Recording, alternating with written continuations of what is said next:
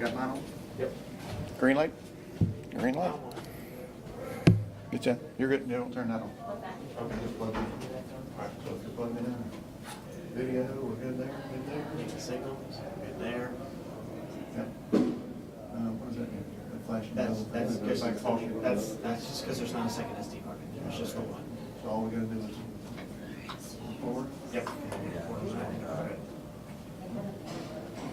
You can hang out for a minute, I'll see. Hi, guys. I'll get in all day.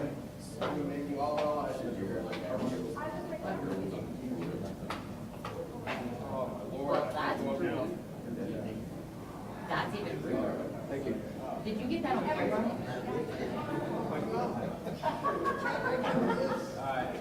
You make her feel good. No one's ever touched my face. You make her more upset, she's gonna start talking to Jack and I do like that jacket. It's hard to be.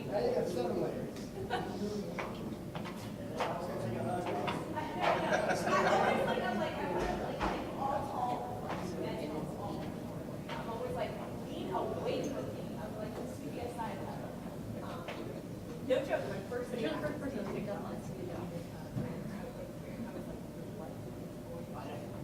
Something is going on. Congratulations. I know. I was like, I'm fired. Let me bring you guys around. Oh, well, no, there's no changes. They did change it, right? It's right. Right, you look at it? Yeah. That's right, that's correct. Gotcha. Hello, friends. Congratulations on your, Hey, how are Fabric? All right. Good. I mean, you're a little late for that. I appreciate y'all. nobody likes you, Chris. Right? Did that come off wrong? Did I say that out loud? I was thinking it, I didn't realize I said it. I appreciate you. Coming in. Is it nobody else? It's Rich. Rich. She's out in Clay County. Where she's still? Yeah, she's still. Well, Yeah. so everybody Man? What's that? Man? No. It's Giglio, right? Giglio, yeah.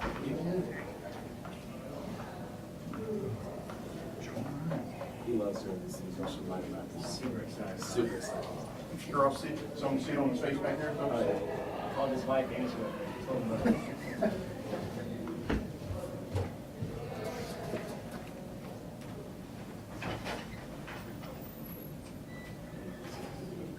You were over here. Shoot a bunch of them.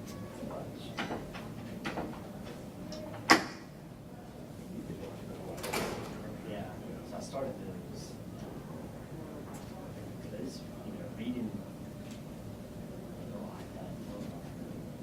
Just difficult for me to run Yeah. So it's either too slow or too fast. So we're kind of almost we got it. Because if we ever have to do this, we're going to not like that. The camera has a reflection, so you can see it, but the speed is always the toughest part. So those are. So. Is that the new outer camera? Yeah. It's different. Yeah. Takes a little getting used to. Yeah.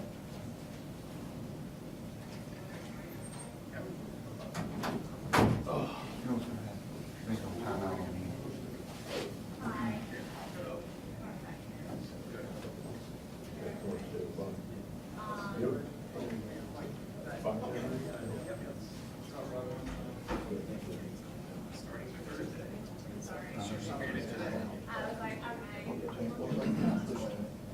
So it's in time out.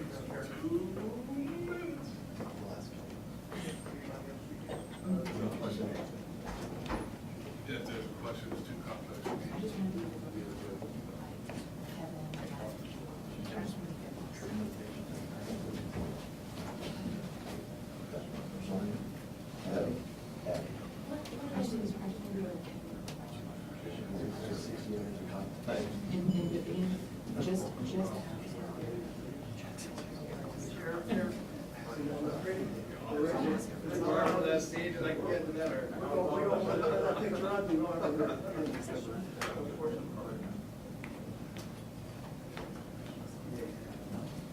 2 minutes out. Corner and apple, about 2 minutes out.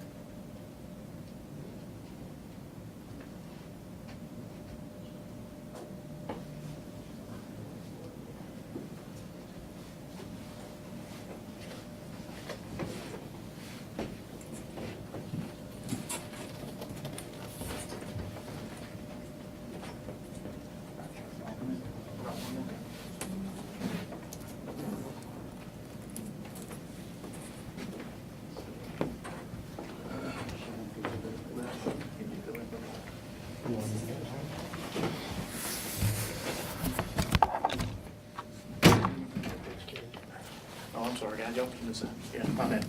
You come down. Yeah, that's right. About 30 seconds out. Trying to hide behind us. Come on, Rich. Get close. There you go. Y'all gotta be seen.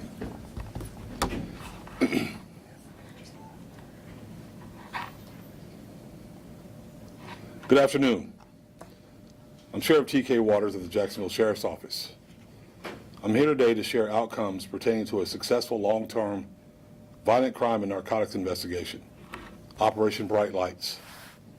I want to begin by acknowledging the Jacksonville Sheriff's Office investigators and partner agencies who participated in this operation.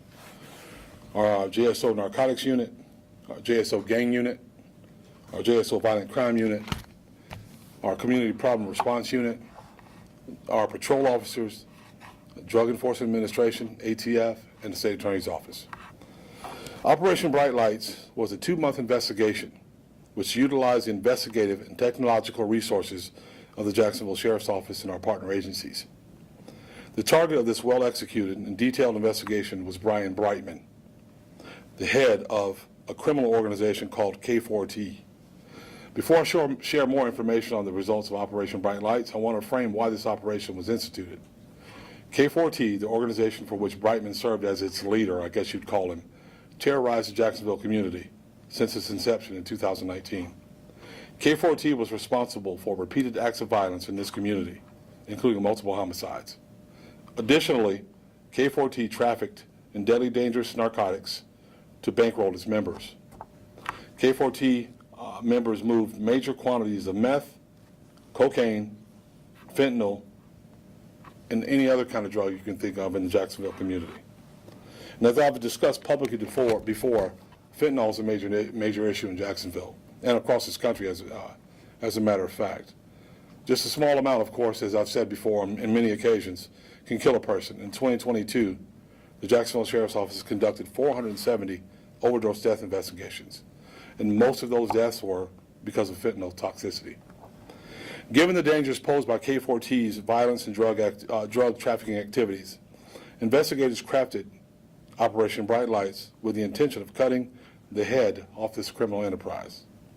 And I'm proud to say today that Operation Bright Lights achieved that objective. Brightman and 7 K4T members and several K4T associates were arrested at the conclusion of Operation Bright Lights. These individuals are represented on both boards, on these boards next to me. And of note, in addition to Brightman, 3 other high-ranking violent K4T members were arrested during this operation: Wallace Corbin Jr., Raymond Cash Jr., and Gary Harris. Additionally, law enforcement seized the following contraband during Operation Bright Lights: 8 firearms, which you see on this table, 1.171 kilograms of fentanyl, 570 grams of meth, 467 grams of cocaine, 203 pounds of marijuana.